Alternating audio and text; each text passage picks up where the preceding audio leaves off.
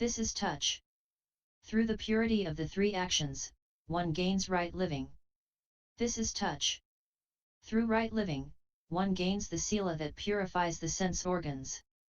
On account of the sila that purifies the sense organs, one comes to seek a silent place. In quietude, one thinks of good.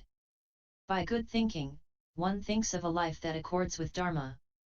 Through right living, one gains the elements of enlightenment. And one thoroughly crushes out innumerable evil defilements. O good man! Feeling is called taking in. Beings do good or evil at the stage of feeling. Hence, we say that feeling is the taking in. O good man! Through the causal relation of feeling, all kinds of defilements come about. The Bodhi elements truly crush these out. Because of this, we call feeling the taking in. Good thinking well crushes out the defilements. Hence we speak of augmenting. Why? We make effort and try to learn. And we arrive at these elements of enlightenment. Meditation truly destroys evil defilements. This always is grounded on exclusive mindfulness. So, to think is the master. In the world, all the four armies move at the will of the head general. It is the same with the elements of enlightenment. All follow the will of the master, which is the mind. When one enters dhyana meditation, the elements of enlightenment well discriminate all phases of Dharma. Hence, meditation is what leads one. We look into the elements of enlightenment and see that wisdom is the most superior. Because of this, wisdom is the most superior. That is why wisdom is made stated to be superior. Thus, wisdom sees defilement. Through the power of wisdom, defilement dies. In the world, the four armies crush out the enemy. There may well be one or two who are valiant and strong and that do well. So is it with the elements assisting towards enlightenment. Through the power of wisdom, defilement is done away with. Hence, wisdom is that which is superior. O good man! By learning and practicing the elements of enlightenment, one gains the four dhyanas, the miraculous divine powers, and peace. But this is not called real. When defilement is done away with and emancipation is reached, we say real. A person may aspire to learn and practice the elements of enlightenment and be blessed with worldly bliss, supramundane bliss, the fruition of sramana practice, and emancipation. Yet, we cannot call this the ultimate.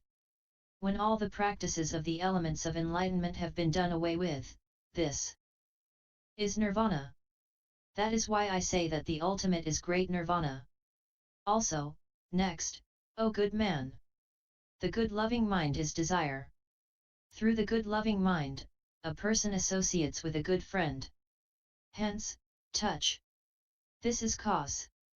When a person associates with a good friend, we call this love. This is a taking in. Befriending a good teacher, that person thinks well. Hence, to augment. Through four dharmas is the way well augmented, namely, 1. Desire, 2. Remembrance, 3. Meditation, and 4. Wisdom. This is 1. Master, 2. Leading, and 3. Superior. Through these 3 dharmas, the person attains 3 emancipations. Cutting off craving, he attains emancipation of mind. Doing away with ignorance, he attains emancipation of wisdom. This is the real. All such dharmas result in fruition. This is Nirvana. Hence, the ultimate. Also, next, O good man! Desire is a spring and renouncing. Touch is the 4 Janaptikatirtha karman. One of the rituals in the Vinaya equals monk's code of monastic living. This is the cause. Taking in means receiving the 2 kinds of precept, namely, 1. Pratimoksa and 2. Sila that purifies the sense organs. This is feeling and also taking in. To augment means to learn and practice the 4 dhyanas. The master refers to the fruitions of Srotapana and Sakritagaman. To lead refers to the fruition of the Anagaman, superior, to that of Arhatship. The real refers to the fruition of the Pratyeka Buddha, the ultimate is unsurpassed enlightenment. Also, next, O good man. Desire is consciousness. Touch is called the six sensual spheres. Taking in is feeling. Augmenting is ignorance. The master is mind and body.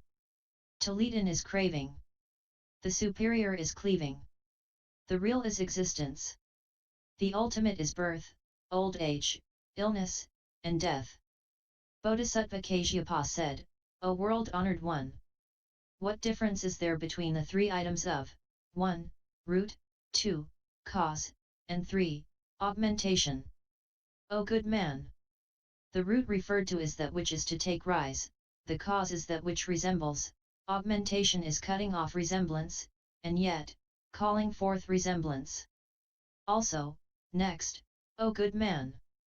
The root is to do, the cause fruition, and augmentation is the use. O good man! The world that is to come sees the karmic results. But not yet receiving them, we call this cause. When received, that is augmentation. Also, next, O good man! The root is to seek, to gain is the cause, and the use is to augment. O good man! The root spoken of in this sutra is darsanamarga, the path of seeing, leading the person from mere blind trust in the Four Noble Truths to actual comprehension of them, transforming him or her into a striyamantir. The cause is bhavanamarga, the path of self-development through meditation, and to augment is a saksamarga. Also, next, O good man! The root is the right cause and the cause is the expedient cause. From this right cause comes about the karmic result which one harvests. This is to augment. Bodhisattva Kasyapa said, O world-honored one! If things are as you the Buddha state, the ultimate is no less than nirvana. How can one reach this nirvana? O good man! If the Bodhisattva, bhiksu, bhiksunai, upasaka or upasika practices well the 10 images, know that such a person will well attain nirvana. What are these 10? They are the images of 1. Non-eternal, 2. Suffering, 3. Non-self, 4. Abhorring food, 5. The world as having nothing in it to enjoy, 6. Death, 7. One's having many sins, 8. Parting from the worldly and emancipating oneself, 9. Extinction of defilement, 10. Non-craving. O good man! If any Bodhisattva Mahasattva, Bhiksu, Bhiksunai, Upasaka or Upasika practice these 10 images, such a person will definitely attain nirvana. Such a person will not follow what other minds think, but will discriminate the good and the non-good for himself. This is what we call, truly according with the way of a bhiksu monk or according with the way of a bhiksunai nun. Bodhisattva Kasyapa said, O world-honored one! How do those from Bodhisattva Mahasattva down to Upasika practice the image of the non-eternal? O good man! There are 2 kinds of Bodhisattva, namely, 1. The one who has first aspired to, and 2. The one who has finished the practice of the way. There are 2 kinds of image of the non-eternal, namely, 1. Coarse and 2. Fine. The Bodhisattva who has first aspired to Bodhi, when he meditates on the image of the non-eternal, thinks, there are 2 kinds of thing which obtain in the world, 1. Inner and 2. Outer. What is within is non-eternal and changes. When I get born, I see that things obtain differently at such times of life as when I am small, big, in the prime of life, in old age, and when dying, and I see that at all such times of life, things are not the same. Hence, I have to know that what is with me is non-eternal. Also, this thought comes to him, when I look at beings, one is i.e. I see one person who is well nourished and fresh, and is perfect in physical strength and in the movements of going and coming, in stepping forward or stopping, and things all proceed unimpeded and without hindrance. Or through illness, another person's physical strength is weak and his face fallen and haggard, with nothing of freedom. Or I see that a person's storehouse is full, or that another person is poverty-stricken. Or I see one who is full of all virtues, or I see one full of evil. Thus I definitely know that what is within one is non-eternal. Also, as regards the external world, too, I see things are different one from the other, as, for example, at the times of seed, bud, stem, leaf, flower, and fruit. All that stands there in the external world is either perfect or not perfect. And I know that all things are definitely non-eternal. Having thus seen that things are all non-eternal, one next meditates on what one listens to sermons. I hear that though the Devas gods, heavenly beings fully enjoy the best of pleasures, and though they are unimpeded in divine powers, they are subject to the 5 declining forebodings, intimations of their eventual personal decline from the status of being Devas. Due to this, one knows that what there is non-eternal. Also, I hear that at the beginning of the Kulpa Eon, age, there were many beings. Each was garbed in the best of virtues. The light that shone from their bodies was so great that one did not need any more to depend upon the light of the sun and moon. But due to the power of the non-eternal, the light waned and the virtues lessened. Also, I hear that there lived, in days gone by, a Chakravartin world emperor who ruled over the 4 lands. The 7 gems which he possessed were perfect, and his power was greatly unconstrained. And yet he could not beat the non-eternal. Also, he meditates that on the great earth, at one time in the past, innumerable beings were fully stationed in life and enjoyed peace, so that no furrows of the wheel sat one upon the other. Wonderful medicines were ready at hand, and people grew up. Bushes, trees, and fruits were full grown. The beings were gradually less blessed, and this great earth had little strength. Whatever grew had to waste away. Hence, one can know that all things are non-eternal. That is what we call coarse and non-eternal. The coarse having been meditated upon, the detailed parts are next meditated upon. How do we meditate? The Bodhisattva Mahasattva meditates on all things, both within and without, down to mote existences. Whatever might come about in the future will be non-eternal. Why? Because all things are perfect in the forms of breaking, i.e. are fully subject to dissolution. If things were not non-eternal in the future, we could not say that there are the differences of the 10 kinds of physical form. What are the 10?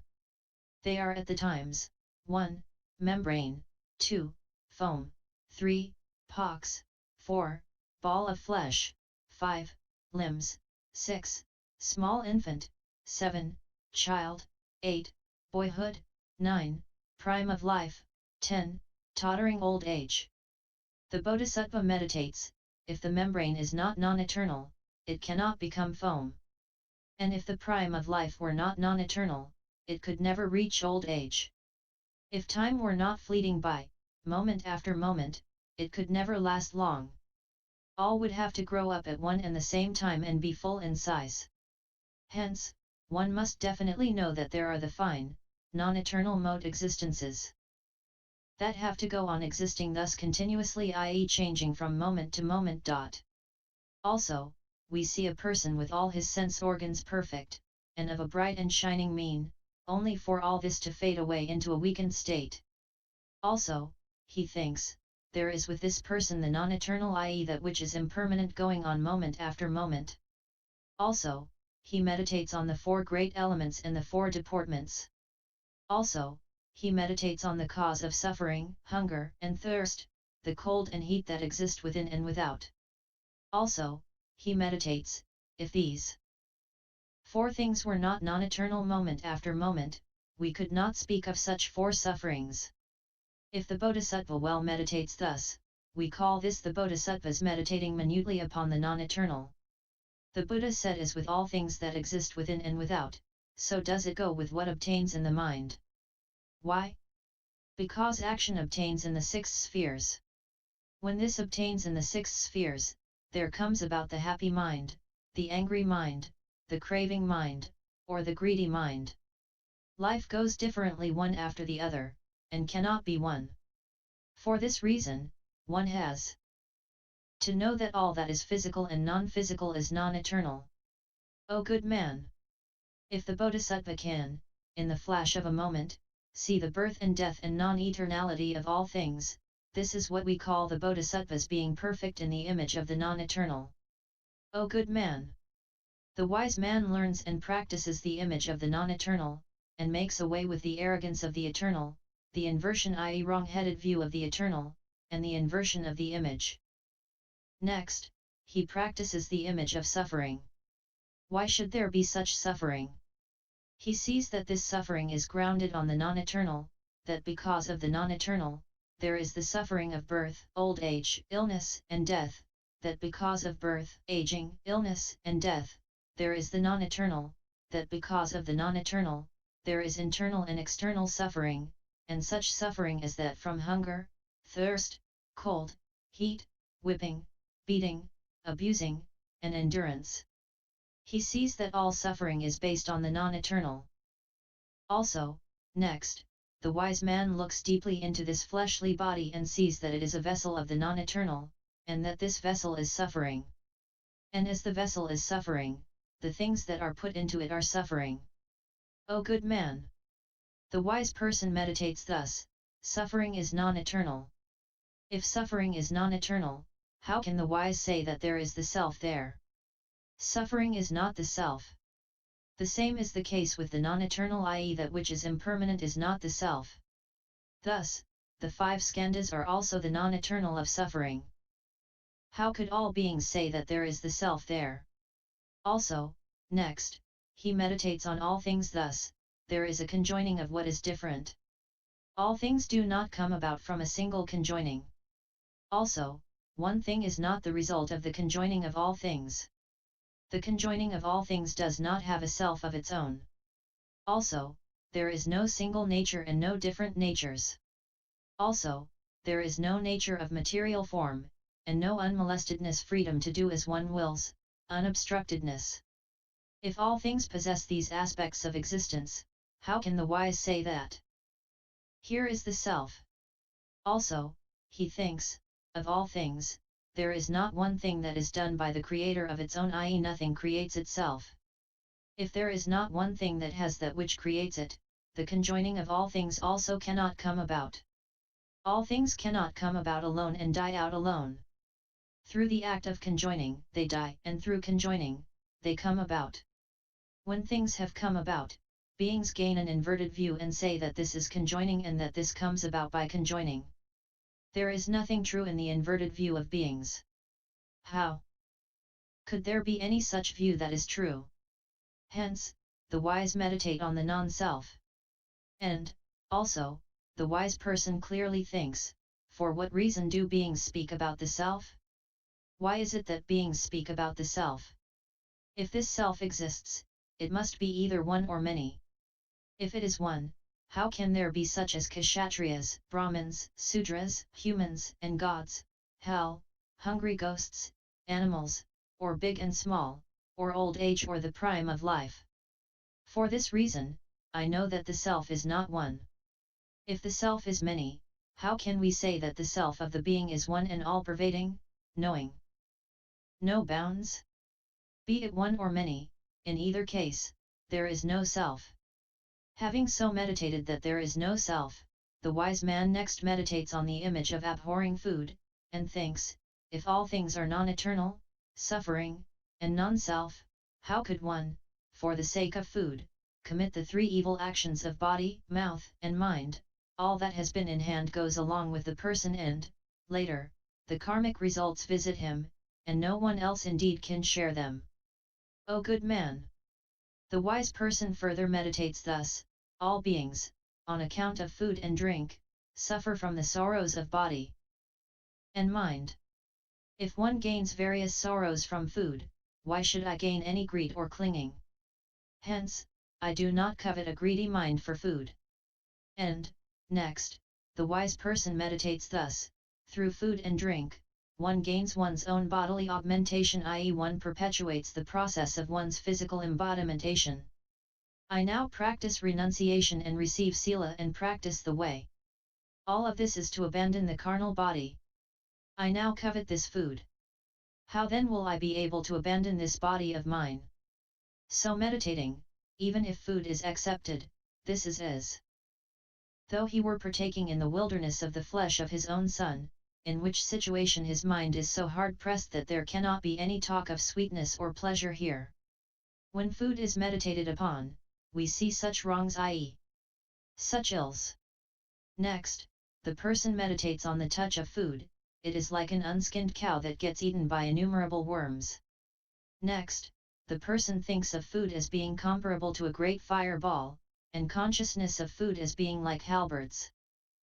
When the wise person meditates on the four foods, there cannot be any entertaining of any image of having greed and enjoying food. If the person has any greed for food, he must meditate on the impurities. Why? This is to segregate himself from the love of greed. He must discriminate the images of impurities in all food and realize that all impurities obtain thus. When he meditates thus, and when good or bad food is spread out before his eyes, he feels as though ointment were being applied to his own carbuncles, gaining no thought of craving there any more. O good man! If any wise person comes to meditate thus, this is accomplishing the renunciation of the image of food. Bodhisattva Kasyapa said to the Buddha, O world-honored one! The wise person meditates on food and gains the image of impurity. Can this be a true meditation or one that is false? If it is true, whatever is partaken of cannot be impure. If this is a false understanding, how can one call this a root of good? The Buddha said, such an image is both true and also a false understanding. If the greed is thoroughly crushed out, it is one that is true. When what is not a worm is seen as a worm, this is a false understanding. O good man! All defilements are false, yet, they can be real. O good man! The mind of a bhiksu starts from begging and thinks, I shall now beg for food. I pray that I shall gain what is good and not what is coarse and bad, let it be a lot and not a small amount. I pray that I shall gain it at once, that it will not be late in coming. Such a bhiksu is not called one who possesses the image of renunciation. The good things done will diminish day and night. What is evil will by degrees increase. O good man! If there is any bhiksu who begs for food, he must first pray and say, I shall satisfy all those who beg for food. This giving of food will bring in immeasurable blessings. If I gain food, I shall heal the poisoned body, and I shall learn and practice what is good and give benefit to the person who gave. After he has vowed thus, the good he practices will increase day and night, and what is bad will hide away. Retreat. O good man! If any bhiksu practices the way thus, such a one will not meaninglessly partake of what is given. O good man! The wise who are perfect in the four images will practice an image and think that there is nothing to please them, and they will think to themselves, in all the world, there is no place where birth, old age, illness, and death do not exist. And there is no place where I do not get born. If there is no place where one finds no birth, old age, illness, and death, how can I be happy with the world? In all the world, one moves onwards and there is no place where one cannot come back. Hence, the world is definitely non-eternal. If it is non-eternal, how can a wise person feel happy? Every being goes around the world and minutely suffers and has joy. One may be blessed with the body of Brahma and attain such as the life of the thoughtlessness and non-thoughtlessness. Heaven. But when life ends, one gains life once again in the three unfortunate realms. One may gain the body of the four guardians of the earth, or that of the Parinirmitavasavardhan, but when one's life ends, one falls again into the three unfortunate realms. Or one may get born as a lion, a tiger, a Chinese buffalo, a jackal, a wolf, an elephant, a horse, a cow, or a donkey. Next, the person meditates thus, the Chakravartin may well reign over the four lands and can be gorgeous and unlimited in his power. But when his fortune departs, he will become poor and will feel the want of food and clothing. The wise person indeed deeply meditates thus and gains an image of the world as not a place where one can be happy. The wise person also meditates thus, all the things of the world, such as horses, clothing, food and drink, bedding, medicine, incense and flowers, jewelry, the various kinds of music, treasures and gems are sought solely to segregate oneself from sorrow. All such things are based on sorrow. How can one hope to get out of sorrow through sorrow? O good man! When a wise man thus meditates, he no longer entertains the thought of worldly things and gains from them any image of pleasure. O good man! For example, a man who is suffering from a serious illness will not greedily have any feeling for music, beautiful females, flowers, and incense, and jewelry. Thus the wise man meditates. O good man! The wise man thinks deeply about the world. He sees, it is not a place to take refuge in, to gain emancipation, quietude, love, and it is not the other shore, and nothing of the eternal, bliss, the self, and the pure. If I greedily pursue the world, how can I segregate myself from it? This is as with a man who, abhorring the gloom, seeks the light and, yet, turns back again to the gloom. The gloom is the world, the light is the supramundane. If I adhere to the world, I shall increase the gloom and part from the light. Gloom is ignorance, and light the brightness of wisdom. The cause of the brightness of wisdom is the image where one does not feel any sense of wanting to enjoy worldly things. All greed is nothing but the bond of defilement. I shall now avidly seek the light of wisdom, and not the world. The wise person meditates thus. This is the image where one does not seek for one's own self. O good man! The wise person has already practiced the image of not seeking worldly pleasures. Next, he practices the image of death. He sees this life. He sees that it is ever bound to innumerable enmities. Every moment sees a decrease, nothing increasing.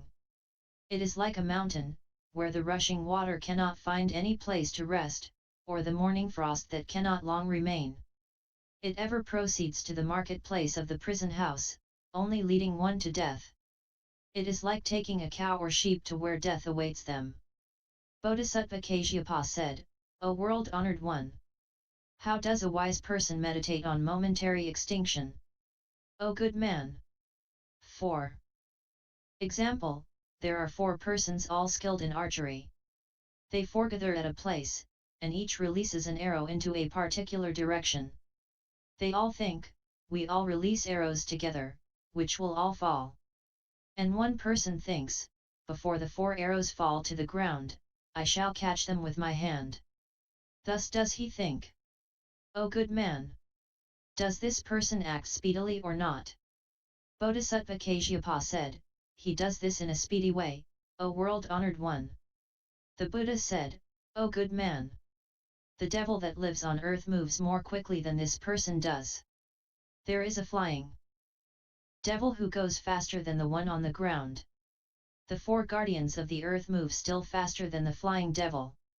The sun and moon and the heavenly gods move faster than the 4 guardians of the earth. The Gyokan Shitsutan Garuda goes faster than the sun and moon.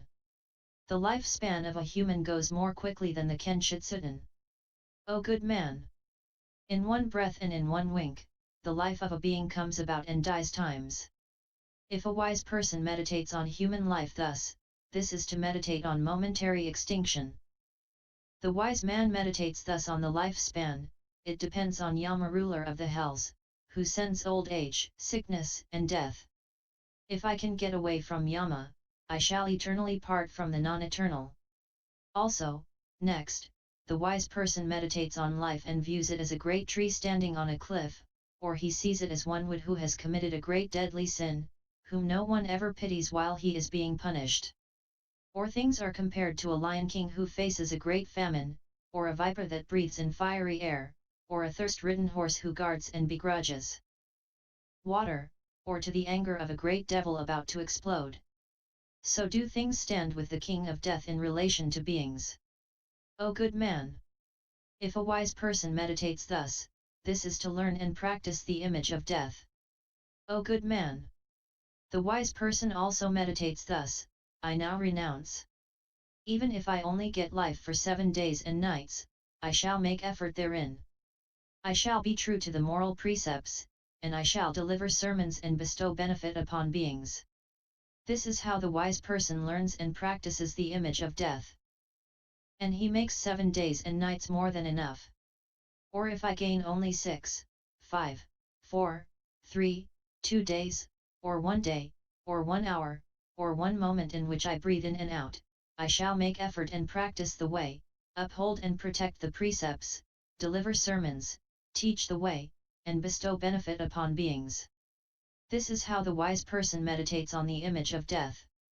When the wise person is perfect in the 6 images, this becomes the cause of the 7 images.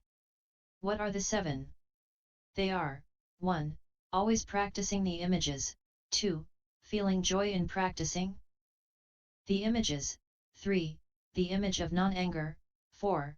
The image of not being jealous, 5. The image of seeking good, 6. The image of not being proud, and 7. Being unmolested unrestricted in samadhi. O good man! If a bhiksu is perfect in these 7 images, such a person is a sramana or a Brahmin. This is quietude, purity, and emancipation. This is one who is wise, and this is the right view. This is a rival at the other shore, and a great doctor, and a great merchant, and this is how we gain the secret bosom of the Tathagata. Also, this is being versed in the 7 kinds of words of all Buddhas, and also cutting off the web of doubt regarding what exists there in the 7 kinds of words of right seeing. O good man! If a person is perfect in the 6 images stated above, that person truly reproves and renounces and extinguishes and does not love the 3 worlds of desire, form, and formlessness. This is how we speak of a wise person who is perfect in the 10 images. If a bhiksu is perfect in the 10 images, this means that he indeed praises the characteristics of a sramana. Then, Bodhisattva Kasyapa applauded the Buddha in a gatha in his presence. The great doctor who pities the world is serene in both body and wisdom. In the world of the non-self, there is the true self. Hence, I pay homage to the unsurpassed one. The mind that first aspires to enlightenment and the end attained are not separate. Of these 2 minds, it is difficult to say which comes first. The end not yet attained, one saves others first. That is why I pay homage to the initial aspiration. From the first, he is the teacher of humans and gods, and is far above Sramanas and Pratyeka Buddhas. Such an aspiration transcends the 3 worlds. That is why he is the most superior. He seeks to save the world and gains the end. Unasked, the Tathagata becomes the refuge. The Buddha follows the world like a calf, so we call him the greatly compassionate cow. The virtue of the Tathagata towers above all the world. Common mortals are low and ignorant and cannot appraise him. I now praise the compassionate heart, which is to thank him for the 2 actions of body and mouth. The eternal and bliss of the world obtain only for one's own good. The Tathagata never does this. He truly cuts off the karmic results of all beings. Hence, I give respect to actions that help one's own self and others. The benefiting of the world follows the grade of befriending, calling forth different benefits. The good works of the Tathagata know of no animosity or befriending. The thought of the Tathagata does not proceed as with people of the world.